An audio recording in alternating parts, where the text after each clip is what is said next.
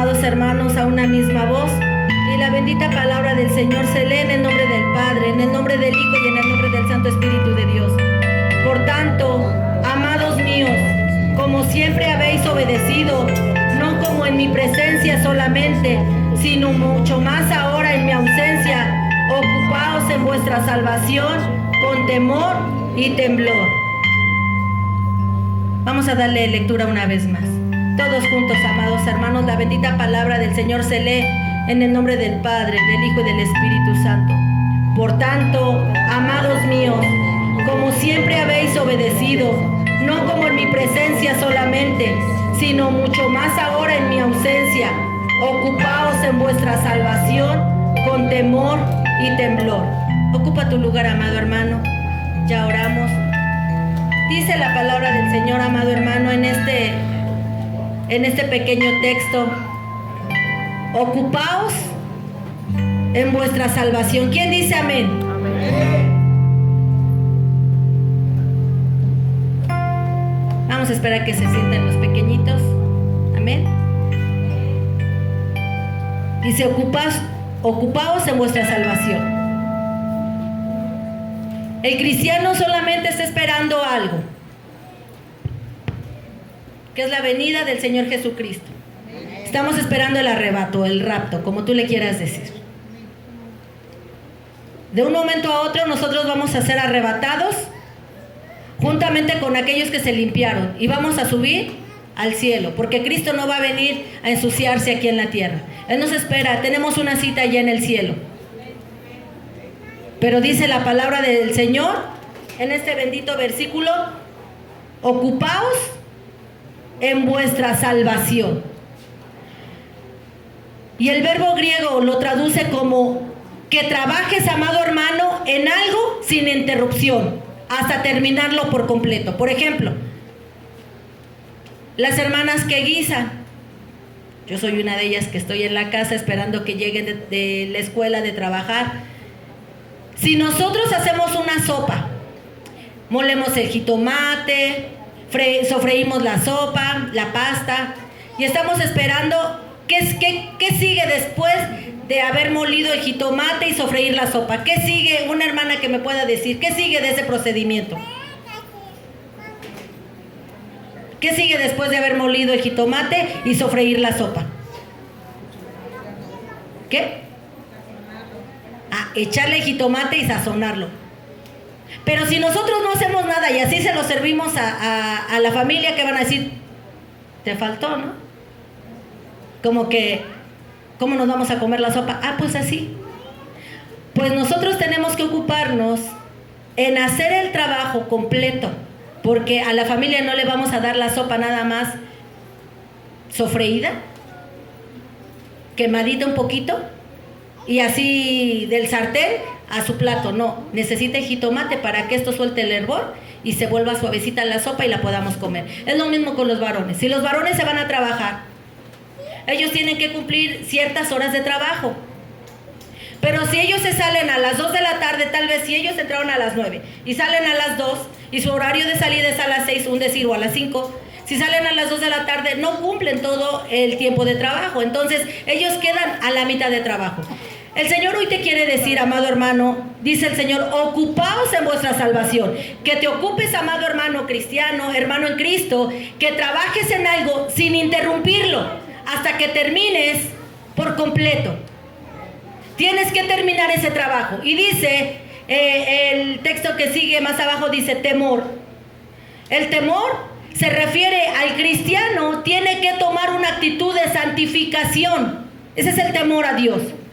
Y no es un temor saludable, no un temor de que, no, un temor de, no voy a hablar malas palabras por amor a Dios. Ese es el temor sano al Señor. Voy a dejar de hacer esto o de ver estas cosas porque a Dios no le agrada. Ese es el temor sano. Y dice la siguiente palabra: temblor. El temblor es respecto a lo profundo por amor a Dios. Por ejemplo, respeto profundo por amor a mi Dios, como lo dice en Proverbios 1:7. El principio de la sabiduría es el temor de Jehová. No estar todo el tiempo como gelatina, no.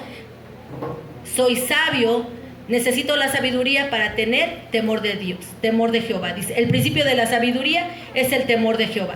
Tengo que temer que Dios me va a ver en todas partes. Aquí en el trabajo, en la calle, en todas partes. Donde yo me desenvuelva, los ojos del Señor están sobre mí. Más sobre aquellos que conocen de la palabra de Dios. ¿Quién dice amén? Amén. Aunque me vaya a otra parte a trabajar. A donde me vaya en la escuela que nadie me ve, voy a hacer travesuras y voy a estar haciendo eso. No. Ahí tengo que tener temblor de parte sana para que no ofenda a Dios. El día de hoy, amado hermano, voy a hablar de un rey que buscó a Dios. Este rey se llama Josafat. Y el nombre de Josafat significa Jehová ha juzgado. El tema de esta tarde es ocúpate en tu salvación. Por aquellos que anotan el tema, ocúpate en tu salvación. Entonces Josafat significa su nombre, Jehová ha juzgado. ¿A cuántos de aquí el Señor nos ha juzgado? Hasta el día de hoy todavía no. Estamos viviendo en la gracia. Ocúpate cuando llegues allá arriba. Si es que llegamos, dice una hermana me dice en la semana, hermana, ¿y si es que llegamos? Digo, no, hermana. Por eso hay que ocuparnos en nuestra salvación. Ocúpate, no, en lo que te va a hacer caer. Ocúpate que no vayas a caer. Los varones que están casados ocupen sus ojos en su esposa y en la palabra de Dios. Las mujeres que están casadas ocupen sus ojos en la palabra de Dios y en su varón, nada más. No se ocupen en la tele, en ver otros cuerpos que no son de ustedes, no. Ocúpate en tu salvación. Dice que Josafat es un rey que buscó a Dios. ¿Quién dice amén? ¿Cuántos de aquí ya sabemos la vida de Josafat? Bueno, lo vamos a ver ya después. Voy a hablar del padre de Josafat. Es algo muy hermoso. Fíjate que, no voy a hablar de esto, pero te voy a dar una referencia. Fíjate que Josafat, como vivió con su padre, vio mucho los errores de su padre. Pero a diferencia de muchos, Josafat no los imitó. Porque conozco muchas personas que ya han llegado a Cristo y siguen tomando. Le digo, hermano, pero dice la palabra de Dios. Dice, sí, hermana, pero mi papá tomaba. Y porque él tomaba, yo tomo. No, hermanos. Eso no es cierto. Porque mi mamá me abandonó, mi papá, yo abandoné a mis hijos. Eso no es cierto, hermano. Pues este rey Josafat no imitó los errores de su padre. Porque nosotros como padres somos un espejo para nuestros hijos. En la forma de cómo nos comportamos, los hijos se van a comportar. De nosotros como hablamos, nuestros hijos van a hablar. Si nosotros nos levantamos tarde, ellos también se van a levantar tarde. ¿Y cómo le vamos a decir a nuestros hijos? Levántate temprano, levántate a las 5 de la mañana. Los hijos van a decir, ¿y tú por qué te levantas a las 11 de la mañana? Ah, no, tú no debes de juzgar a tus padres. Tenemos que ser ejemplo en nuestras casas. ¿Quién dice amén? Amén. Y este rey Josafat no imitó los errores de su padre. Tenía algo muy peculiar el rey Josafat, que cuando veía él la amenaza de una guerra contra él o contra su pueblo, que venía un gran ejército contra él a quererlos derribar, Josafat se volvía a su Dios, que su Dios era Jehová, Dios de los ejércitos, y iba a pedir la ayuda a su Dios y la guianza y tomar decisiones correctas. Porque ¿cuántos de aquí tomamos decisiones incorrectas y le echamos la culpa a Dios? Señor, yo me casé y mira, ya estoy divorciada, Padre, y tú lo permitiste. Dice, a ver, no era mi voluntad. Te aferraste a casarte, te fue así porque son tus consecuencias. Y todavía vienes, tan cínicos que somos, y le echamos la culpa a Dios. Dice la palabra de Dios que no andarás con un hombre inconverso, o el hombre inconverso, no, el hombre cristiano no andará con una mujer inconversa. Y le echamos la culpa a Dios. Señor, ve cómo me está yendo en mi trabajo, por tu culpa, Padre, porque tú lo permitiste. El Señor, no, tú te aferraste, no era mi voluntad. Quisiste tomar ese trabajo que tal vez trabajabas el domingo, y te alejaste de mi palabra y me vienes y me echas la culpa. Hoy vamos a ver cómo el Señor le hablaba a Josafat. Le respondía a las oraciones. Hoy el Señor no ha cambiado, hermanos. El Señor sigue respondiendo a las oraciones. ¿Quién dice amén? Amén. Sigue respondiendo todas las oraciones. El día de hoy ha hecho milagros el Señor y lo sigue haciendo y lo seguirá haciendo. El caso es que tenemos que tocar el corazón de Dios, así como Josafat tocó el corazón de Dios. Cuando venía una amenaza contra Josafat, vamos a ver qué dice Segunda de Crónicas 20. Segunda de Crónicas 20, amados hermanos. Dice la palabra del Señor, versículo 1. ¿Me acompañas con tu vista, amado hermano? Segunda de Crónicas 20, versículo 1 al 2. Le voy a dar lectura, amados hermanos. Amén, amén. Vamos a esperar que todos lo tengan. Es más, todas mis hermanitas me van a apoyar a darle lectura. Segunda de Crónicas 20, del 1 al 2. Todas mis hermanitas de todas las edades. Vamos a darle lectura a todas juntas, amadas hermanas, para que escuchen los demás. Amén. La bendita palabra del Señor se lee en el nombre del Padre. Mi hermana Juanita y mi hermana Rosy Gutiérrez se queden sentaditas. Mi hermana Vicky, que están cansaditas, están grandes. También mi hermana Angelita, ella se quede sentada. Y las demás hermanitas de pie. Dice la bendita palabra del Señor, se lee en el nombre del Padre, del Hijo y del Espíritu Santo.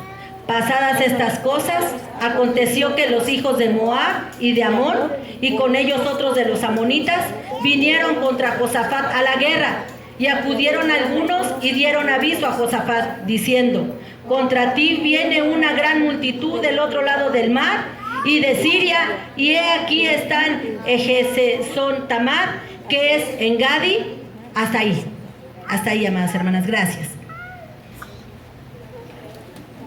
¿Qué pasaría, amado hermano, si te dijeran que viene contra ti una gran multitud para destruirte? ¿Qué pasaría? ¿A poco te quedarías aquí? Aquí los espero. Y el hermano Tony se puso bien abusado. Le pide a Dios. Imagínense de mi estatura, ni al 1.50, y que ellos midieran como 1.90, me deshace. Pero este rey Josafat dice que los descendientes... te voy a explicar primero. Dice aquí que venían los de Moab y los de Amón. Bueno, los descendientes de Lot eran de Moab y Amón. Estaban asentados al este del Jordán. Fíjate, ya eran dos naciones o pueblos que venían en contra de Josafat. Y los descendientes de Saúl, los de Edom, que dice aquí adelantito, dice contra Josafat a la guerra, y acudieron contra él, dice aquí, Moab, y contra ellos los amonitas. Entonces los de Edom venían también, estos eran descendientes de Saúl, Moab, Amón y Edom, estos tres tenían la intención de destronar al rey Josafat. ¿Se acuerdan esa vez que según nuestro presidente actual perdió las elecciones y decían voto por voto, casilla por casilla? Así más o menos. ¿Se imaginan? Esa guerra era igualita, pero aquí querían matar. En estos tiempos, gracias a Dios, pues nada más hay guerra por votos, pero aquí ya era con la vida. Dice que el rey Josafat lo querían destronar y ya le habían rodeado y le dijeron: contra ti viene una gran multitud, como lo leímos en el 2. Contra ti viene una gran multitud del otro lado del mar. Y yo quiero leer, amado hermano, poco a poco lo que dice Segunda de Crónicas, pero quiero desmenuzarlo poco a poco, porque Josafat fue un hombre que buscó a Dios, un rey que buscó a Dios. Pero el Señor me hablaba, amados hermanos, en la oración y en el tema, que muchos hemos buscado a Dios. De los que estamos aquí, levanten la mano, díganme que hemos buscado a Dios. Pero no nos vaya a pasar lo que le pasó a Josafat terminando de buscar a Dios. Dice la palabra de Dios así: la dependencia del rey Josafat a Dios era firme, como muchos de ustedes han buscado a Dios. Cuando vienen problemas, van y buscan a Dios. Versículo 3. ¿Los varones me ayudan a darle lectura? Segunda de Crónicas 20, del 3 al 4. Todos los varones, amados hermanos, por favor. ¿Qué dice la bendita palabra del Señor? La palabra de Dios dice así: entonces él tuvo temor y Josafat dirigió su rostro para consultar a Jehová, e hizo pregonar ayuno a todo Judá se reunieron los Judá para pedir socorro a Jehová, y también de todas las ciudades de Judá vinieron a pedir ayuda a Jehová. Gracias, amados hermanos, muchas gracias. Entonces el rey Josafat tuvo temor. ¿Y qué hizo? Pedir ayuda. Son como esas personas que se están ahogando. ¿Qué hacen? Alzan las manos y dicen socorro, ayuda, ¿no? Pues así estaba el rey Josafat. Tenía temor y dice que pidió, se humilló. ¿Cuántos de aquí estamos en problemas y nos humillamos? ¿Qué es humillarse? ¿Y qué convocó el rey Josafat? Ayuno. Todo el pueblo, toda la nación lo puso en ayuno. Vamos a ver qué dice la palabra del Señor en el versículo 5. Dice que convocó al pueblo para que tomaran en serio a Dios. Versículo 5. Entonces Josafat se puso en pie en la asamblea de Judá y de Jerusalén, en la casa de Jehová delante del atrio nuevo, y dijo: Jehová, Dios de nuestros padres, ¿no eres tú Dios en los cielos y tienes dominio sobre todos los reinos de las naciones? ¿No está en tu mano tal fuerza y poder que no hay quien te resista? Qué bonita oración, hermanos. Cuando no sepas cómo orar, cuando tengas una aflicción, apúntala, hermano. Qué hermosa oración. Dice el versículo 7. Dios nuestro, ¿no echaste tú los moradores de esta tierra delante de tu pueblo Israel? ¿Y le diste a la descendencia de Abraham tu amigo para siempre? Y ellos han habitado en ella y han edificado en ella santuario a tu nombre, diciendo: si mal viniere sobre nosotros, o espada de castigo, o pestilencia, o hambre, no presentaremos delante de esta casa. Nos presentaremos delante de esta casa y delante de ti, porque tu nombre está en esta casa. Y a causa de nuestras tribulaciones clamaremos a ti, y tú nos oirás y salvarás. Qué bonita oración, hermano. Amén. ¿Quién dice amén? Amén. Dice que Josafat tenía temor. Y lo primerito que hacemos cuando aquí hay algo que necesitamos, que viene una enfermedad, ¿qué hacemos? ¿Qué hace el pastor? Pide que nos apoyen en ayuno. Y el rey Josafat pidió que el pueblo se pusiera en ayuno. Todos en ayuno. ¿Qué es el ayuno? ¿Qué es el ayuno? Abstenerse de todo tipo de alimentos. Y es una plegaria a Dios pidiéndole que escuche nuestra oración. Amén. ¿Qué pasa a la mitad del ayuno? Cuando llevas como 13, 14 horas de ayuno, a la mitad del ayuno, dices: ¿estoy viendo doble o son como 1000 que vienen en contra de mí y nada más son 5? Porque el ayuno es fuerte, pero quiebra, rompe el poder del diablo. ¿Quién dice amén? Amén. Dice la palabra del Señor así. Perdón, hermanos, pero aquí me hace falta un poco de... Dice: y el rey Josafat entregó esta situación a Dios reconociéndolo. ¿Qué reconoció en la oración Dios? La soberanía de Dios. ¿Qué más reconoció Josafat? El pacto de Dios, el pacto que tenía él con el pueblo de Israel. Reconoció la presencia de Dios, que ahí estaba él. Reconoció la bondad de Dios, que él es bueno. Reconoció que de él tiene en su mano toda la posesión de toda la tierra. Y también reconoció que absolutamente él era dependiente de Dios.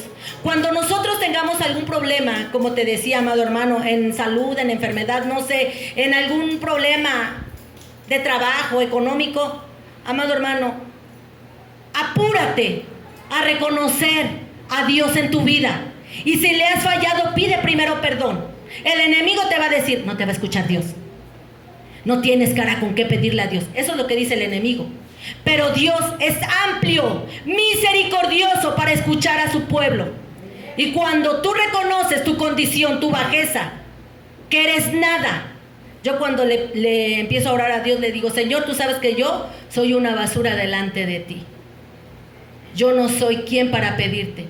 Pero si es tu voluntad de escucharme, ayúdame en esto y en esto. Pero no se haga mi voluntad, sino la tuya. Porque hay hermanos que dicen, Señor, yo no admito esto. No, hermanos, no estamos en la misma condición de Dios. No podemos exigirle a Dios. Y dice que el rey Josafat reconoció la soberanía, su dependencia en él. Dice en el versículo 9.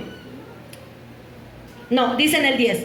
Ahora pues, he aquí los hijos de Amón y de Moab, los del monte de Seir, a causa de ti, a cuya tierra no quisiste que pasase Israel cuando venía de la tierra de Egipto, sino que se apartase de ellos y no los destruyese. He aquí, Señor, dice, ellos nos dan el pago viniendo a arrojarnos de la heredad que tú nos diste en posesión. Amado hermano, cuando tú has hecho una caridad, una ayuda, un favor a una persona, ¿qué es lo que esperas? De perdida. Pero de perdida, pues puede ser las gracias. Pero imagínate aquella persona que le tendiste la mano, que le apoyaste. Es como una hermana me dijo en la semana, porque dice que ella apoyó a una persona, eran una pareja que se estaban peleando. Y ella quiso meterse para meter paz, pero sacó más. Entonces le digo, hermana, ¿cómo se metió? Dice, sí, hermana. Ya luego la mujer, como le estaban pegando, me dice, ¿y usted qué se mete? Le digo, hermana, es que era normal. No te puedes meter en un matrimonio, porque al rato se van a arreglar y tú vas a quedar mal. Es que, hermana, el esposo le pegó, sí, pero ella sí le gusta ser tratada. Y cada quien busca lo que quiere, cómo vivir. Entonces le dije, hermana, ¿qué le digo? Dice, es que, hermana, ¿pero por qué? Si le dije que mire que a sus hijos le falta comida, pero ella sí quiere vivir. Entonces no nos metamos en algún problema, porque de mínimo, decía la hermana, yo de mínimo quería que la hermana me dijera gracias. Le dije, no, hermana, en un problema de matrimonio no te metas. Solamente pídele a Dios que el Señor permita que haya salvación y que abra los ojos a esta mujer. Pero no te metas, porque al rato se van a contentar y tú vas a quedar mal con ella. O con los dos. ¿Quién dice amén? Entonces dice que el rey Josafat le pidió a Dios que le ayudara con este pueblo ingrato, que le habían ayudado, que no lo arrojaron, que no le quitaran su posesión, y ahora este pueblo se había enojado con Josafat. Dice, ¿cómo es posible? ¿Cómo es posible que esperando no las gracias, de perdida que nos respetaran un poco? Y ahora dice en el 11, he aquí, ellos nos dan el pago viniendo a arrojarnos de la heredad que tú nos diste en posesión. No se las dio este pueblo, Dios se las dio, pero ellos venían, dice que malagradecidos. Dice en el 12, dice la palabra del Señor. Oh Dios nuestro, tú no los juzgarás, dice, no los juzgarás tú, porque nosotros no hay fuerza contra tan grande multitud que viene contra nosotros. No sabemos qué hacer y a ti volvemos nuestros ojos. El rey Josafat ya no sabía qué hacer, hermano. Ya el rey Josafat se había limitado sus fuerzas, había menguado en el temor, porque cuando hay temor, hermano, en tu vida, a veces el temor te vuelve ciego. El temor a veces te ciega de lo que vas a hacer a continuación. Por eso es bueno ponerte en las manos de Dios. Dile, Señor, venga lo que venga. Ay, Señor, que viene, no sé, una enfermedad, la que sea, cáncer, diabetes, yo no lo sé. Dile, Señor, sea usted propicio a mí. Porque nosotros, amados hermanos, no tenemos el poder para ponernos contra una enfermedad. Tenemos que decirle, Señor, ayúdanos. Y dice la bendita palabra del Señor así, que vino la respuesta del Señor por medio de un profeta, Jaziel, en el versículo 15. Y dijo, oíd Judá todo, y vosotros moradores de Jerusalén, y tú rey Josafat, Jehová os dice así, no temáis ni os amedrentéis delante de esta multitud tan grande, porque no es vuestra la guerra, sino la de ¿quién? De Dios.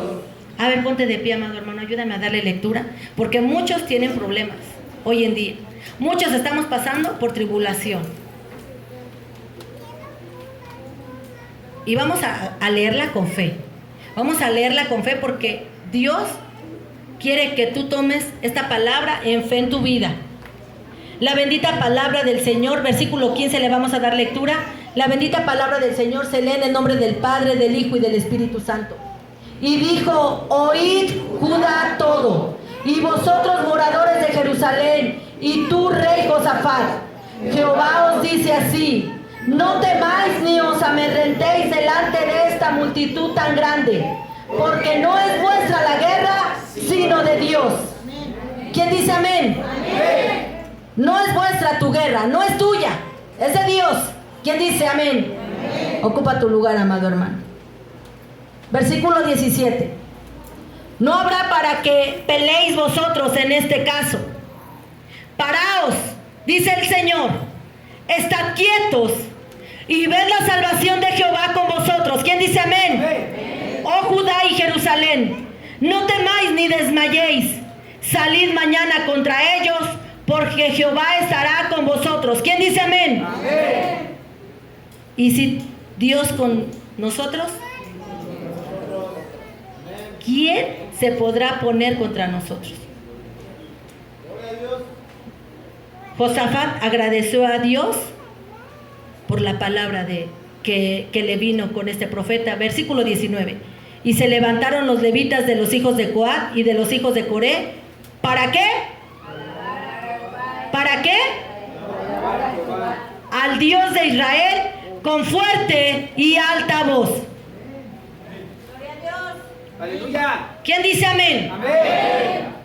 Tenemos este pueblo que aprender a alabar a Dios cuando dicen aplaudir. Porque cuando estamos en el estadio, los que les gusta el fútbol, y van allá, ¿cómo gritan? ¡Gol! Así gritan, ¿sí o no? Y aquí, sí, señor. O cuando están en las luchas, los que les gustan las luchas, ¿cómo están ahí? ¿Cómo están? ¿Cómo están? Y se calienta la sangre. Bueno, yo cuando veía antes del Canelo, a Manny Pacquiao, y lo veía, yo decía, porque me metía, como a mi esposo le gusta, y yo decía, y ese chiquilín sí tiene que dar, y me emocionaba. Porque el pueblo de Dios, entonces cuando se tiene que emocionar en alabar a Dios, no lo hace. Y le damos las obras a Dios, siendo que Él nos da la vida, siendo que en su mano está nuestra vida y el poder de quitarla o darla. Y no hemos entendido que nosotros fuimos hechos para alabar su nombre, para glorificar su nombre. Él es el dueño de nuestra vida, de todo lo que hay aquí. Tenemos que aprender, chicos, medianos y grandes, a alabar a nuestro Dios en todo tiempo. Esta iglesia tiene que ser agradecida y aprender a glorificar el nombre del Señor. ¿Quién dice amén? ¿Quién dice amén?